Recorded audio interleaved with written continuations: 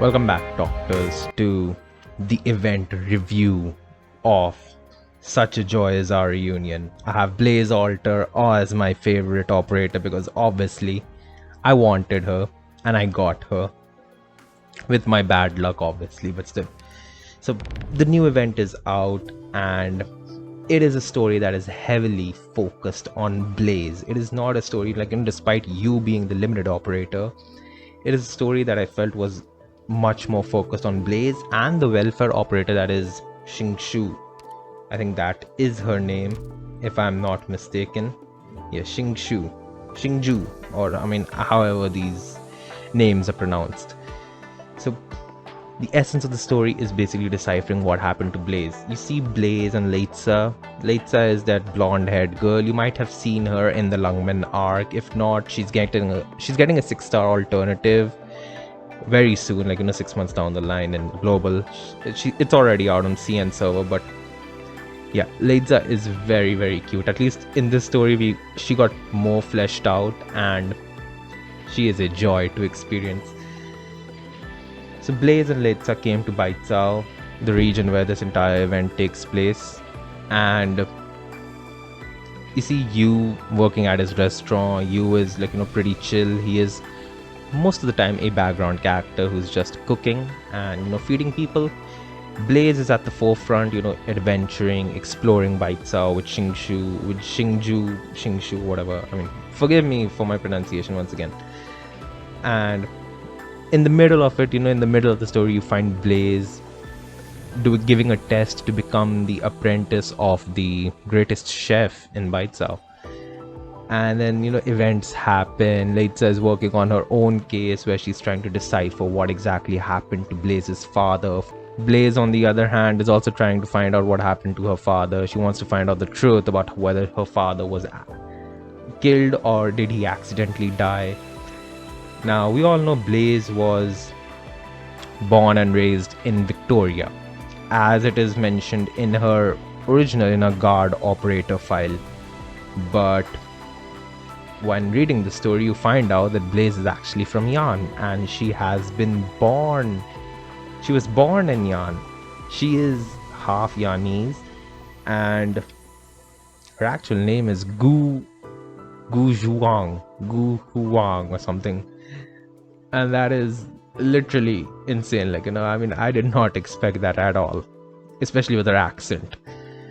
So somewhere in the middle of the story, you actually do find out what happened to Blaze's father, and he did accidentally die. It wasn't really planned or something. He was already dying. He had this illness and it was just his time. So tangerine cakes also play a huge role over here, where Blaze is trying to find out what kind of tangerine cakes did her father send. She's trying to figure out which restaurant were they sent from, which in the end she finds out that it was actually you sending those cakes, because she wanted that high level of sweetness, which she didn't get. And then after that, you also see the relationship between Blaze and Xingzhu, and you see that they are very great friends, very amazing friends. They have this beautiful relationship. They're very supportive of each other, despite them having just met. So you think that maybe there's this bond of sorts. They even look similar. And then afterwards, towards the end of the story, you actually do realize, when the truth of what happened 40 years ago is revealed, that Blaze and Xingzhu were actually swapped at birth. So Blaze is actually a child of the family of the Grand Preceptor, who was probably one of a high-ranking government official in Baizhou, who was branded as a traitor, and then unfortunately his entire family was killed except Blaze. So at when they were babies, Xingzhu and Blaze were replaced.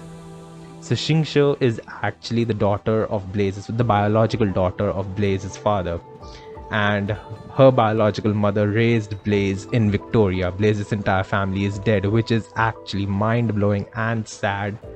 But then it also presents such a beautiful, new opportunity, that Blaze and Xingzhu became friends, became supportive of each other, They were half sisters, technically. They're half sisters.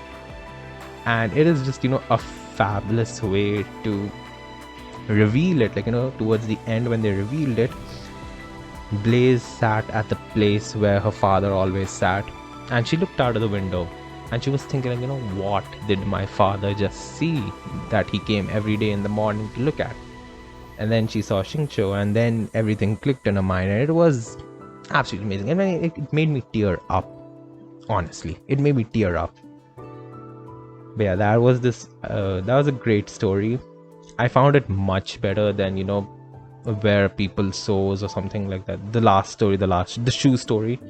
The shoe story was more focused on the Sui conflict, on the Sui war and all, which is also happening over here. Like, in the epilogue, you see you going and meeting his elder brother. I think Wong was his name, and then there is the Sui war coming between the Yanese government and the Sui siblings and something.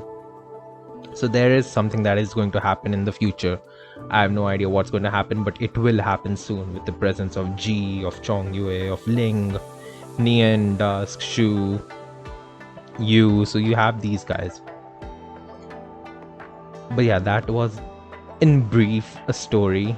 The main twist was, finding out that Blaze was actually part royalty, and Xingzhu could have lived the life Blaze led.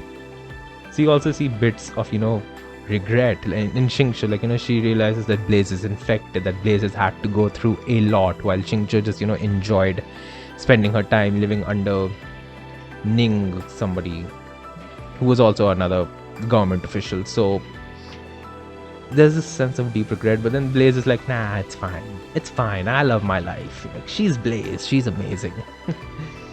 But after that, enough of the story. I want to talk about the music. The music is absolutely amazing. Like, I thoroughly enjoyed the music in this one, and simply because it reminded me of Chen Yu Whale from Genshin Impact. Now, if you have played Genshin Impact, if you have explored Chen Yu Whale, you would know what I'm talking about. But to those who are uninitiated, who don't play Genshin, I want to tell you, the music over here is very reminiscent of that region. Now, the entire region of Chen Yu Whale is bathed in this beautiful teal color grass, which is not like Liyue. Liyue has this goldenish aura to it, goldenish color filter. Chen Yu Whale is completely with teal, which has these beautiful jade stones with amazing, machineries, statues, basically statues. You have canals, you have boats, you have these water lilies. It is absolutely gorgeous. I mean, Chen Yu Whale was simply beautiful. It has this wharf where boats go in and out because it's the direct connection to Fontaine, which is the water nation. So it is absolutely amazing. It was one of the most pleasing regions to explore, and it is still one of the most pleasing regions to explore.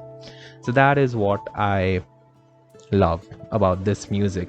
And even the battle nodes, even the music that plays during the fights, they're also actually very fun. Now you see the artwork behind her, which is kind of cool. Like, I really like the design of this hexagonal city. It honestly reminds me of a certain event that happened in FGO, I think 2 years ago, when Okuni was released. That also featured a hexagonal city, so that was really nice. And the artwork, as usual, is gorgeous. It is amazing. Talking about the nodes, the enemies in general. The enemies were quite, easy. They were easy. They were not tough. They were basically like, if you have played the Ling event, which I do not remember what it was called, but I can tell you, it was called Invitation to Wine. So if you have played this, you have these enemies of sorts that where you have to hit a specific amount to actually kill them. So the U event actually features them again, but in a different format. So when you defeat them, when you hit them for a specific number, they transform into this maroonish sapidity, as the game calls it. And this sapidity goes and fuels your stove, and then when the stove is full, you can release a maroon dragon which deals true damage to every enemy along its path. It's actually amazing. It's a nice mechanic, although I did find that filling up that stove is quite time taking, especially on the boss fight, on the main boss fight where you fight the gluttony monster.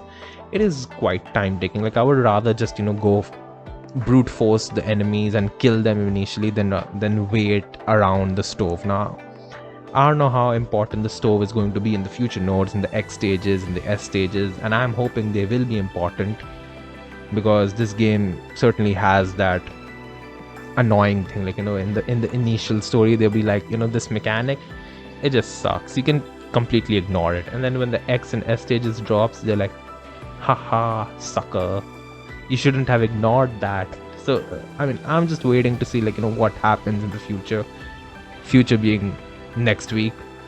But overall, really nice. This story did not feature any cutscenes of sorts, like the animated cutscenes, something like where the pictures have these smooth animations. I was kind of hoping it would have some, but it's nice.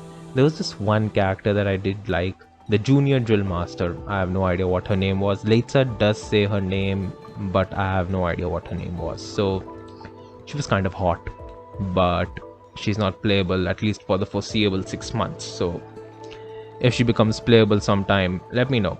I want to pull for her. She's hot. But yeah, that's it. That was a brief review of this event. Honestly, I would rate it a solid 8 or 9 out of 10. The event did make me emotional towards the end, at least with the culmination of Blaze's story.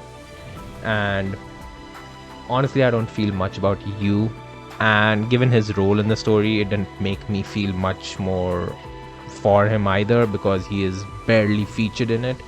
And the parts where he was featured, with G, with Wang, I think, not with G, I think with Wang only, where he just goes to give him food. It wasn't enough to make me like him that much. I like his friendly banters with Blaze, obviously, but apart from that, he's just like the Gordon Ramsay of Arknights. So let's keep it at that. But yeah, that is it. That is the event review. Once again, I really like the way this game is going. The story wasn't very long. I finished it in a day. Did spend a lot of time reading, but still, it worked out. And overall, I just hope in the future just progresses in this fashion. I do not like 12-hour, 13-hour stories. Like, I just don't like reading that much, especially when you are on limited timer to farm nodes, to farm stuff. So that is it. Thanks for watching. Hit subscribe to support me, and I will be posting new videos soon of the X stages, of the S stages, of multiple other stages. So stick around and have a great day. Goodbye.